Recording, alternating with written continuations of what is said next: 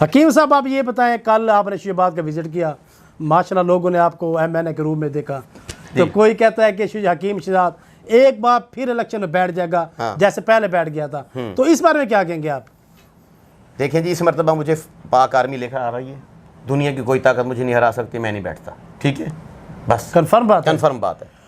वजारत उज़्मा मिलने के बाद जी वो कौन सा पहला काम होगा जो अपने पाकिस्तान के अवाम के लिए करना चाहिए? मैं दूसरे मुल्कों के साथ दोस्ताना ताल्लुकात बढ़ाऊंगा, इश्क मशूकियाँ, प्यार मोहब्बत बढ़ाऊंगा, जिस तरह की मेरी आदत है। अच्छा। सबसे पहले मैं ये इंडिया पाकिस्तान वाला बॉर्डर खुलवाऊंगा, मुआहदा करेंगे उधर इंडिया में बैठकर बात करेंगे उनके साथ में, क्या मसला है, टमाटर आने दो, प्याज उधर से इधर आने दो, मिर्ची आने दो, अजनास गंदम जो है ना उधर से आने दो। ये तो उन्होंने झक मारी हुई है, ये तो बदतमीज़ी की इंतहा है कि हमारे यहाँ नमक है, ये नमक दुबई से घूम कर उधर जा रहा है किधर, इंडिया में, तो हम इधर से डायरेक्ट नहीं भेज सकते, वो ज़्यादा बेहतर रहेगा, ज़र मुबादला आएगा, पैसा आएगा। इसी तरह से बहुत सारी अजनास हैं जो इंडिया से पाकिस्तान में आ सकती हैं, पाकिस्तान से उधर जा सकती हैं, कारोबार बिजनेस बढ़ सकता है। लेकिन कुछ ऐसे लोग हैं जो मुखालिफ ताकतें हैं, जो पाकिस्तान को अरूज पे नहीं देखना चाहती, वो चाहते हैं कि हमारी लड़ाई इंडिया के साथ रहे।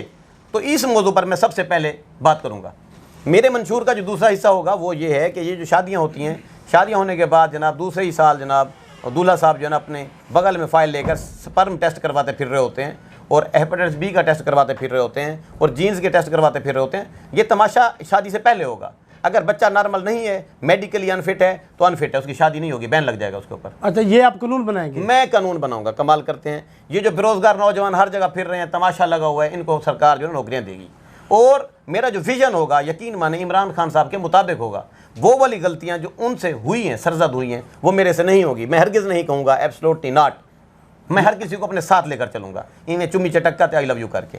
हकीम शहजाद साहब, हमेशा अपनी बातों से आखिरी सवाल मैं इनसे करना चाहूँगा। हकीम शहजाद जी, आप ब्रांड बन चुके नौजवान जी, बिल्कुल बन चुके हैं, हर बूढ़े के नौजवान के जी। तो ये जो आपको शोहरत मिली है, तो कभी सोचा था ख्वाब में कितनी शोहरत आपको मिलेगी? हाँ सोचा था। कब सोचा था? आज से 5 साल पहले मेरे अब्बा जी ने, जब मैं अब्बा जी के पाँव दबा रहा था, अब्बा जी को बुखार था, अब्बा जी थके हुए थे, मैंने उनके पाँव दबाए। मैं पाँव दबाना शुरू हुआ अशा के वक्त, और सुबह जब अब्बा जी की आँख खुली वड्डे वेले यानी 6 बजे, तो उस वक्त में मैं अब्बा जी के टांगे दबा रहा था और तेल मालिश कर रहा था। तो अब्बा जी ऐसे उठे हैं, कहते हैं अभी तक तो सोया नहीं? मैंने कहा जी मोहब्बत है आपसे। कहता है वांझ पुत्र, इतने गड्डियाँ होसनिया, इतना पैसा होसिया, इतनी शोहरत होसिया, ई में लेना लगियाँ खड़े होसनिया। तो वो दिन मुझे याद है। उसके बाद जो है ना मेरे पास दुनिया की हर चीज़ आना शुरू हो गई, और 2023 में और 24 में बल्ले बल्ले बेजा बेजा हो गई है। मैं ये समझता हूँ कि लिखा होता है ना कि माँ की दुआ जन्नत की हवा। मैं कहता हूँ कि अभी अपने अब्बे से तुम दुआ करा के देखो, और फिर देखो क्या होता है।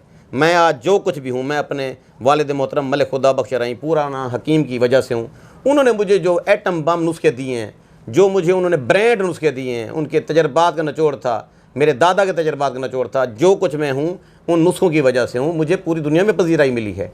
ऐसी बीमारियाँ जो डॉक्टरों से कंट्रोल में नहीं आती, डॉक्टर थक जाते हैं, वैसे मरीज़ मेरे पास आकर ठीक हो जाते हैं। तो मैं समझता हूँ कि ये क्रेडिट मेरे अब्बा जी को जाता है। एक बंदा भी बैठा था, हम देख रहे थे, आपसे बहस कर रहा था जी, श्री रेड के वाले से बात कर रहा था। ठीक है, अंदर गया, फिर वो आपकी तारीफ कर रहा था। ये क्या आपने उसमें जादू किया? देखिए मेरी बात सुने आप, वो एक शेर सुना होगा अल्लामा इकबाल का आपने कि बाद मुखालिफ से ना घबराए का, ये तो चलती है तुझे ऊंचा उड़ाने के लिए। ठीक है, वो भी कोई बंदा है जिसके खिलाफ पर्चा ना हुआ हो, FIR ना हुई हो। वो भी कोई बंदा है जिसका कोई मुखालिफ ना हो, सारे चाहने वाले हों। वो मुनाफिक होता है, उल्लू का पट्टा बेकार आदमी होता है। ये जो असल कारकुन लोग होते हैं, इनके मुखालिफ भी बहुत होते हैं, इनके खिलाफ बकवास करने वाले भी बहुत होते हैं, भौंकने वाले भी बहुत होते हैं। तो आप उनको भौंकने दें, आप अपना रास्ते पर चलें। ठीक है, आप क्या चाहते हैं? आपके खिलाफ बात ना हो? आपके खिलाफ बात होगी, आप डिस्कस होंगे, आप हर चूल्हे पर डिस्कस होंगे, आप हर होटल में डिस्कस होंगे, आप हर थाने के फ्रंट डेस्क में डिस्कस होंगे, आप हर चौक में डिस्कस होंगे, आपके खिलाफ बातें होंगी। देखिए एक शोहरत जो होती है ना, एक होती है पॉजिटिव शोहरत, अच्छाई कामों वाली शोहरत, एक होती है बुरे काम वाली शोहरत। अच्छाई का काम आप 100 साल करें तो देर से शोहरत निकलती है, बुरा काम एक कोई कर दें आप, आपको कल सारी दुनिया आपको जानती है। वो टांगे सारी औरतें उठाती हैं। हरीम शाह ने कोई जरा बखरी टाइप की टांग उठाई थी, याद होगा आपको। उसने पार्लियामेंट हाउस के दरवाजे पर ऐसे टांग उठा के ऐसे ऊपर रख दी थी, याद है? वो टांग याद है आपको? बिल्कुल याद है, बिल्कुल। ठीक है, उसने 2 टांगे नहीं उठाई थी, उसने एक टांग उठाई थी। अगर दूसरी उठाती तो पता नहीं क्या होता, पार्लियामेंट ही ना बचता, धमाका हो जाता उधर बहुत सारा। ठीक है, तो उसके स्टाइल था ना एक, क्या टांग उठा के रखने का स्टाइल। हाँ, सारी औरतें तो शुजाबाद में नहीं उठाती टांगे, उसने एक टांग उठाई ऐसे रखी, वो पूरी दुनिया में मशहूर। हरीम शाह को कौन नहीं जानता, जानता है ना? बिल्कुल। हमने क्या किया है, हमने भी टांगे उठाई हैं, इसलिए हम मशहूर हो गए हैं। अच्छा, टांगे उठाई हैं। तो मलिक शहजाद, टांगे उठाने का मतलब हमने मेहनत की है, मेहनत की है, हाँ, कदम बढ़ाया है, कदम बढ़े, वाक किया है, सीढ़ियों पर वाक की है, दफ्तरों में गए हैं, धक्के खाए हैं, वो वाली टांगे नहीं उठाई जो आपके दिमाग में घूम रही नहीं, मेरे दिमाग में टांग नहीं घूम रही थी। मेहरबानी मलिक शहजाद रही जी, मलिक खुदा बख्श रही, मलिक इम्तियाज रही जी आपका ये कौम है जी, लेकिन आपको लोग जानते हैं लोहा पहाड़ के नाम से। जी, ये लोहा पहाड़, ये लफ्ज कब और कहाँ से दिमाग ये में एक आया? यूनिक नाम है, दुश्मन ने दिया है मुझे, ठीक है। अच्छा। दुश्मन ने कहा कि जो तुम्हारी दवाई है कमाल लोहा पहाड़ रिजल्ट है इसका, तो उस वजह से मैं लोहा पहाड़ कहलाने लग गया, और फिर लफ्ज़ लोहा पहाड़ होते होते अब पूरी वर्ल्ड में लफ्ज़ लोहा पहाड़ है। लोहा पहाड़ है, इसके बाद कोई और नाम रखना चाहेंगे? नहीं, कोई ज़रूरत ही नहीं है, मेरी पार्टी का नाम भी लोहा पहाड़ सियासी जमात होगा। इंतखाबी निशान क्या रखेंगे? इंतखाबी निशान घोड़ा होगा, घोड़ा ये रखेंगे? इधर बाहर घोड़ा लगा हुआ है, घोड़ा होगा, सामान समेत होगा, समान समेत होगा जी। यानी कि पुरानी रवायत, मतलब सामान से मुराद उसकी वो दंदी होगी, हाँ बिल्कुल, उसके ऊपर जीन होगी, जीन होगी, जो आप समझ रहे हैं वो भी ठीक है, उसे लगाम भी होती। हाँ, होसी होसी। जी नाजरीन, ये थे हकीम शहजाद अल मरूफ लोहा पहाड़, जो बड़ी प्यारी बात कर रहे थे। जी नाजरीन, देखते रहिए जी पाकिस्तान मुल्तान। अभी बात ठहर रहे हैं, बात रह रही है, मुझे जो लोग पसंद करते हैं ना, आपने अक्सर लीडर देखे होंगे, आपने अक्सर डॉक्टर देखे होंगे, आपने अक्सर हकीम देखे होंगे, मुंह रुखे होते हैं, मुंह रुखे समझते हैं, बेरुखे, एक बेरुखे होते हैं, दूसरा वो सखी नहीं होते। मुंह रुखा मतलब बंदे से तमीज से वो बात नहीं करते, बंदे को बंदा ही नहीं जानते, गरीब है अमीर है उसको उठ के नहीं मिलते, सलाम दुआ नहीं करते, उसका दुख दर्द नहीं समझते, उसके काम नहीं आते। दूसरी बात, खर्च नहीं करते, पैसे आते हैं नीचे रख लेते हैं। मैं अपनी आमदन का 70% खर्च कर देता हूँ डेली। पिछले दिनों मुझसे एक बंदा कह रहा था, यार वो इतने बड़े आदमी बन गए हो, तुम उधर चले गए पैसे देने, उधर FBR का ख्याल करना। मैंने कहा जब FBR आएगी मेरे पास चवानी भी साबित नहीं होगी, ये घर भी किसी और के नाम होगा, मैं फिल्म नहीं हूँ, मैं बहुत बड़ी सिनेमा हूँ, ठीक है। बात यह है कि आप कमाएं, आप खर्च करें, लोगों पर, पब्लिक पर आप खर्च करें, आप पब्लिक हीरो बनते जाएंगे। ये लोगों के दिल ऐसे नहीं धड़कते मेरे लिए, मैं दुख दर्द में परेशानी में लोगों के साथ खड़ा होता हूँ, जलती आग में उनके काम आता हूँ। और रही बात मुरुखे वाली, आपने देखा होगा मेरी हर वीडियो में कोई ना कोई हंसी मजाक वाली बात होती है, पूरी बात सीरियस करके आखिर में मैं ऐसी चबली मारता हूँ, बंदे का हासा निकल जाता है। मैं खुद इंटरटेनमेंट फराहम करता हूँ, अदरवाइज़ मैं एक एजुकेटेड बंदा हूँ, FSC मैंने टॉप की हुई है, मैं एक क्वालिफाइड हकीम हूँ, लोगों में बैठता हूँ, मैं चाहता हूँ कि मुझे देखकर लोगों का हासा निकल जाए। मैं ये समझता था कि ये जो लफ्ज़ लोहा पहाड़ है ये कोई बेहूदगी है, ये बेहयाई वाला लफ्ज़ है, और ये लोहा पाड़ना कोई गलत काम है। रात में लोधरा में गया, उधर दानिया शौक और मुझे लोगों ने 28 मरले, एक मतलब ओरियन ग्रुप है, वो प्रॉपर्टी डीलर्स हैं, वो वहाँ पर ओरियन ग्रुप आल पाकिस्तान में मशहूर है, उन्होंने मुझे 28 मरले दिए हैं इस क्रेडिट में कि मैंने चौथी शादी खड़का दी, और वो भी एक बेवा खातून के साथ। मैंने नबी मोहम्मद सल्लल्लाहु अलैहि वसल्लम की सुन्नत को ज़िंदा किया, और लोगों के लिए पैगाम छोड़ा है कि आप पार्कों में फिरना छोड़ दें, आप इश्क मशूकियाँ छोड़ दें, आप गर्लफ्रेंड कल्चर को फ़रोग न दें, आप निकाह कल्चर को फ़रोग दें। तो वैलेंटाइन डे जो है ना वो उसको दफ़ा करें। आप अपनी बीवी के साथ, बच्चों के साथ वैलेंटाइन मनाएं। जो लड़की आपको प्यारी लगती है सूरत अन-निसा के मुताबिक कि आप निकाह करें खूबसूरत औरतों के साथ जो आपको पसंद हो। तो मैंने उस बात को ज़िंदा किया है, और मैंने नौजवानों के लिए ये पैगाम छोड़ा है कि शादी करने के लिए आपको पहली बीवी की इजाज़त की ज़रूरत नहीं है, आपको अपने अब्बे की इजाज़त की ज़रूरत नहीं है। शरन आप खुद इक़्तिदार पर हैं, आप जाएँ चुप करके निकाह कड़का सकते हैं, आप निकाह करें, हलाल करें, हराम खाना छोड़ दें। लफ्ज़ लोहा पहाड़ की जो मैं बात कर रहा हूँ, पहले मैं इसको समझता था कि ये कोई गाली हो सकता है या लोग इससे नाराज़ हो सकते हैं, ठीक है। तो जब मैं होटल में गया लोधरा में, वो एक बारबेक्यू होटल है, बारबेक्यू टू नाइट, तो उधर लेडीज़ भी थी, मेरी बहनें, मेरे भाई बहुत सारे आए हुए थे, पहले ऑलरेडी खाना खा रहे थे। मैं ऐसे जब गुजरा, मेरे साथ हजूम था, 100 लोग थे मेरे साथ। तो होटल में जब मैं गया तो एक लेडी ने पता है दूसरी को क्या कहा, वो एक लोहा पाड़ जा रही है, उसका हासा निकल गया इस्लाम पे, ठीक है। तो इसका मतलब यह है कि लोहा पाड़ लफ्ज़ हंसाने के काम आता है, तो इसको ज़्यादा सीरियस लेने की जरूरत नहीं है। ये कोई बेहुदा लफ्ज़ नहीं है, ये एक अच्छा लफ्ज़ है। लोहा पाड़ ब्रांड बन चुका है, और लोहा पाड़ पार्टी आप बहुत जल्द देखेंगे, और लोगों को सड़ने का, मुखालफों को सड़ने का मैं पूरा मौका फराहम करूँगा। आपकी ज़िंदगी के अंदर अगर आपका शरीक नहीं है, शरीक पता है किसको बोलते हैं?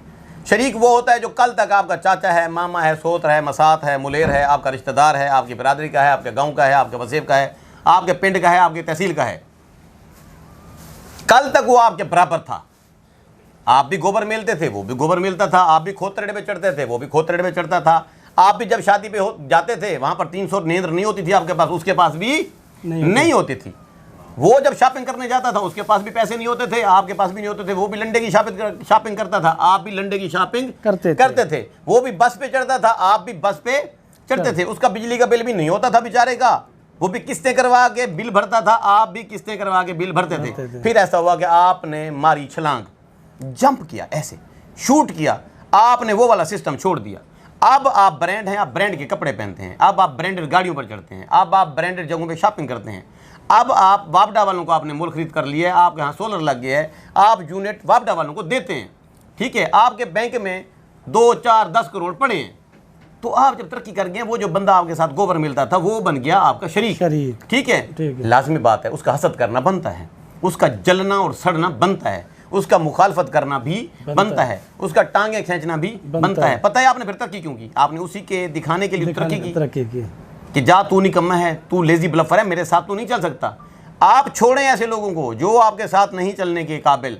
ऐसे यारों को, ऐसे दोस्तों को, ऐसे रिश्तेदारों को यूं सीधा खड़ा करके गोली मार दें। जो 7 बजे जागते नहीं हैं, जो वक्त पर ड्यूटी पर नहीं जानते, जो सही दवाइयाँ नहीं बनाते, जो वक्त पर नहाते नहीं हैं, जो वक्त पर परफ्यूम नहीं लगाते, जो वक्त पर मीटिंग में नहीं जाते, जो वक्त पर कारोबार वाली जगह पर नहीं जाते, जो वक्त पर अपनी ड्यूटी नहीं सरंजाम देते, आप ऐसे लोगों को गोली मारें, उनको पीछे छोड़ें, आप एक्टिव रहें, अपना काम जारी रखें। आपका क्या ख्याल है शहजाद कीमती ब्रांड एक दिन में बन गया हूँ?